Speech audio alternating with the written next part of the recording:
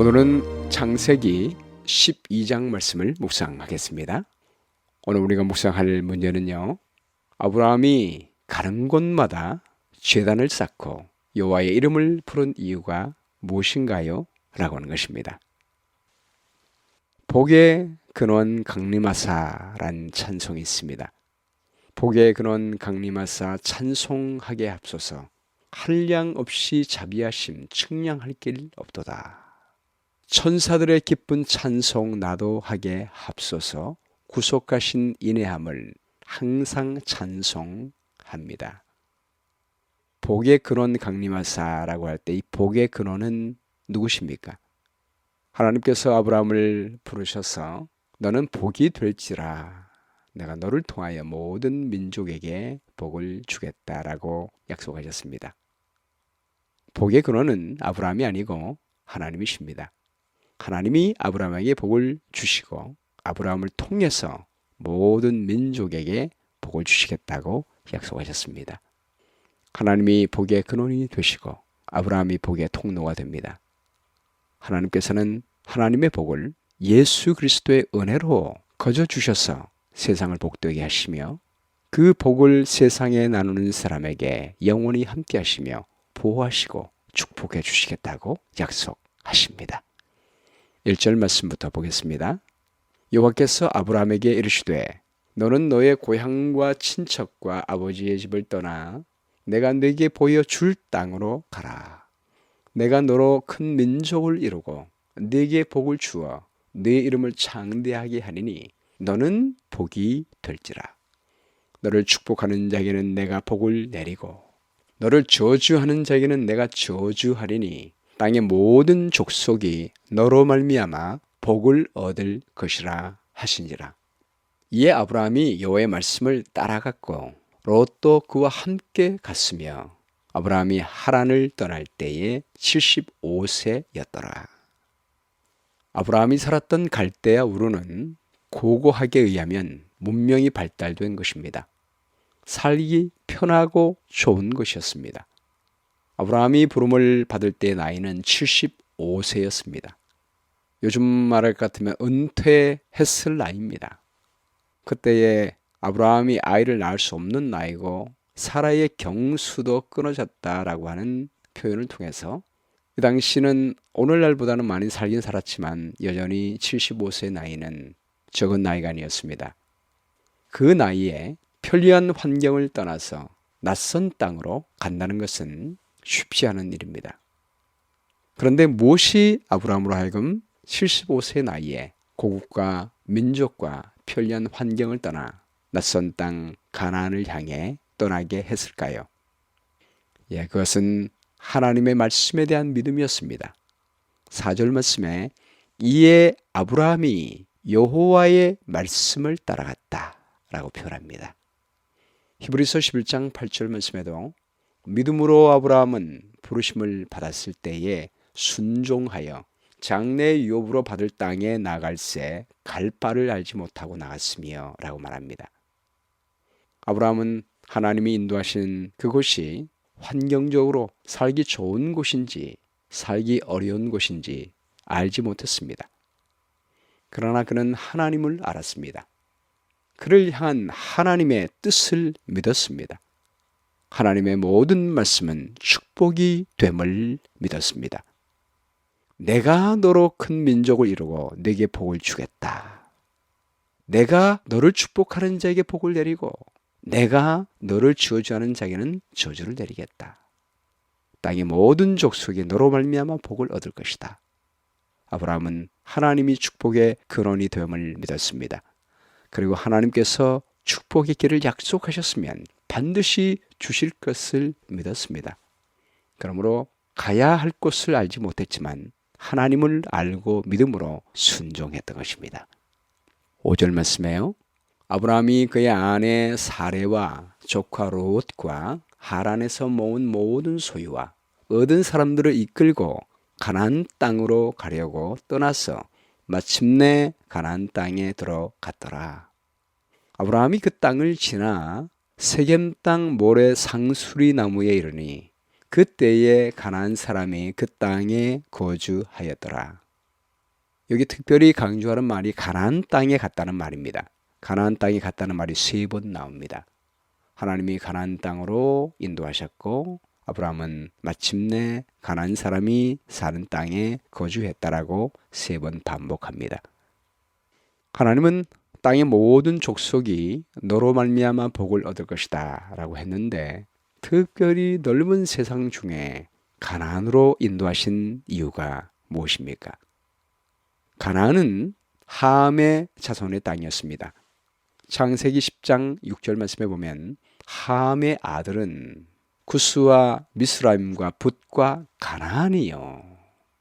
가나안은 장자 시돈과 헷을 낳고 또 여부스 족속과 아모리 족속과 기르가스 족속과 히위 족속과 가나안의 경계는 시돈에서부터 그라를 지나 소돔과 고모라와 아드마와 스보임을 지나 라사까지였더라 라고 말합니다. 가나안은 우상 숭배의 고장이 됐습니다. 하나님께서 나중에 가나안 땅에 있는 모든 사람들, 심지어 아이와 짐승까지 다 죽이라 할 정도로 모두가 타락한 곳입니다. 롯이 머물렀던 소돔과 고모라의 타락상을 보면 그 땅의 사람들이 얼마나 타락했는지를 우리는 알 수가 있습니다. 의인 10사람이 없는 곳, 하늘에서 불을 내려 태워버릴 정도로 하나님을 믿는 신앙이 완전히 떠난 곳입니다. 하나님께서 셈 족속인 아브라함에게 우상 숭배의 땅, 함의 족속의 땅을 주신 이유가 무엇인지 아브라함이 가나안 땅에 도착해서 그가 한 일을 보면 알 수가 있습니다. 7절 말씀에요. 여호와께서 아브라함에게 나타나 이르시되 내가 이 땅을 네 자손에게 주리라 하신지라. 자기에게 나타나신 여호와께 그가 그곳에서 제단을 쌓고 거기서 베델 동쪽 산으로 옮겨 장막을 치니 서쪽은 베델이요 동쪽은 아이라. 그가 그곳에서 여호와께 제단을 쌓고 여호와의 이름을 부르더니 점점 남방으로 옮겨 갔더라. 아브라함이 가나안 땅에서 주로 한 일은 여호와께 제단을 쌓는 것이었습니다. 그리고 여호와의 이름을 부르는 것이었습니다. 제단을 쌓았다는 것은 예배를 드렸다는 말입니다. 여호와의 이름을 불렀다는 것은 창세기 4장 26절 말씀에 셋의 자손이 비로소 여호와의 이름을 불렀다라는 뜻을 우리가 이미 배웠듯이 예배를 공개적으로 드렸다는 말입니다. 왜 아브라함은 예배를 공개적으로 드렸을까요? 네, 선교하기 위해서였습니다. 아브라함이 가나안에서 한 곳에 정착하지 않고 자꾸 다른 지역으로 옮겨 다니며 제단을 쌓은 이유도 새로운 지역의 모든 지역을 복음화시키기 위함이었습니다. 우상 숭배의 장소에서 공개적으로 창조주 하나님께 제단을 쌓고 예배를 드리는 행위 자체가 전도회였습니다. 특히 제단을 쌓았다는 것은 아벨처럼 노아처럼 어린 양을 잡아서 하나님께 제사를 드렸다는 것입니다. 이것은 우리의 구원이 예수 그리스도의 희생으로 말미암아 구원받을 수 있다는 신앙을 나타내는 것입니다. 이방 종교의 중심은 대개 인본주의입니다. 사람의 노력으로 구원을 받는 것입니다.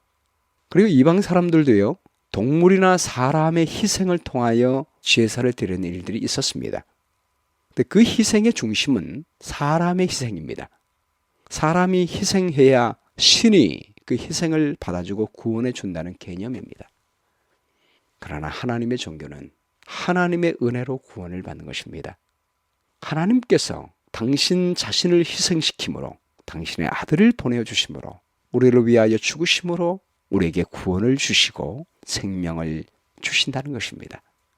예수 그리스도의 사랑과 그분의 희생의 공로로 죄인은 죄사함을 받고 영생을 얻고 다시 하나님과 하나가 될 수 있다는 놀라운 복음을 전한 것입니다. 여기 아브라함이 제단을 쌓은 곳을 언급하면서 베델이란 말이 2번 등장합니다. 이 베델이란 말은 하늘 가는 문이란 뜻입니다. 엘 하나님이란 말이고요. 벳 문이란 뜻입니다. 이 베델은 바벨과 같은 어원입니다. 바벨도 밥 문이란 뜻이고 엘 하나님입니다. 똑같이 벳엘에서 나왔습니다. 차이점은 바벨은 밑에서부터 인간이 탑을 쌓아서 하늘에 이룰 수 있다는 것입니다. 그러나 베델은 하나님이 하늘로부터 은혜를 내리셔서 하늘로 갈 수 있는 문을 열어주신다는 의미인 것입니다. 하나님의 은혜로 구원하심을 의미합니다. 하나님께서 아브라함을 통해 모든 인류에게 주시겠다고 하신 복은 예수 그리스도의 희생을 통해 하나님의 구원의 선물을 은혜로 모든 생명들에게 복을 주시겠다는 의미인 것입니다. 얼마나 놀라운 복음입니까? 이것이 바로 창세 때부터 예수님 재림하실 때까지 우리 모든 인류에게 주시는 영원한 복음입니다. 10절 말씀 보겠습니다.